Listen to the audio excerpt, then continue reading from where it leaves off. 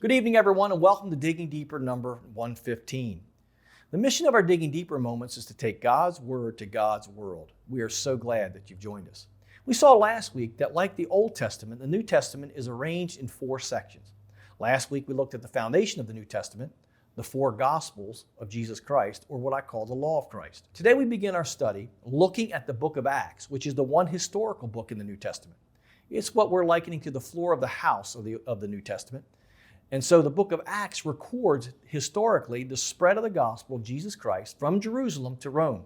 It was written by Luke, the author of the 3rd gospel, which is why I like to use the icon of a movie sequel for Luke, because in Acts, Luke continues the story of Christ, which he began in his gospel. Acts begins with Jesus appearing to his disciples in Jerusalem after his crucifixion and ends with the Apostle Paul preaching the gospel of Christ in Rome. It covers about 40 years of history, and it can be naturally divided into 2 main sections. The first is Acts chapter 1 through 12. This is the ministry of Peter to the Jews, and Acts chapter 13 through 28. This is the ministry of Paul to the Gentiles. Now, obviously, they're broad strokes, but if you start there, that will help you begin to orient yourself as you read it. Now, to understand the rest of the New Testament, one must become familiar with the order of events in the book of Acts, because the letters of the New Testament, also called epistles, which make up the walls and the windows of the New Testament, fit into the timeline presented in the book of Acts. After we finish our journey through the New Testament, I'll be presenting you an outline of Acts and where the books of the New Testament fit into this timeline. For now, we're going to start with the wisdom section, which is the walls and the windows of the house, and the first book is the book of Romans.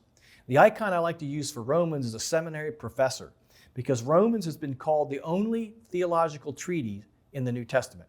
It is the most thought out theological presentation of the gospel in the New Testament. And I divide Romans into 6 sections. The beginning section, Romans chapter 1 through verse 15, is the introduction. And Paul simply tells the people in Rome that he plans to visit Rome.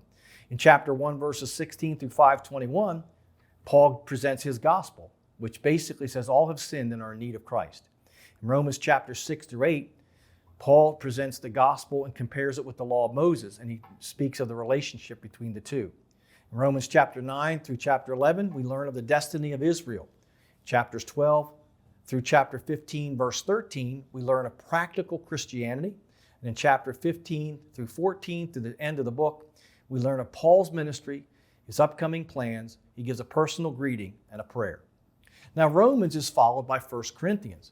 The icon I like to use for 1 Corinthians is a baby, because the church of Corinth is very immature, and this immaturity caused a lot of problems in the church, which Paul addresses in his letter. 1 Corinthians can be divided into 3 sections.